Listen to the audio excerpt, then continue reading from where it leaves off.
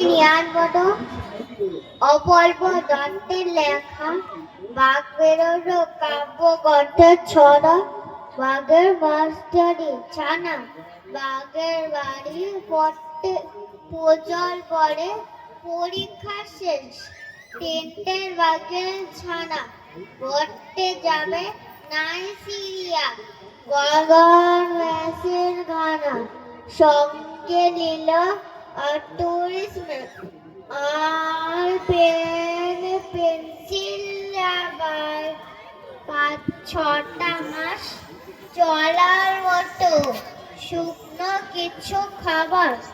বড় ছানা নামছে নখের, মেজো ছানা ঘেউ, ছোটটা তো জব থেকে নাম জানে না কেউ।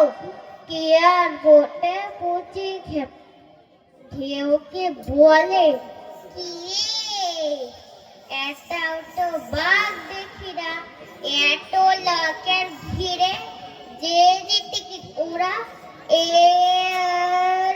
একটা ধরে আর মরে চুল লাগালো ভিয়া পেট হলো ধরে।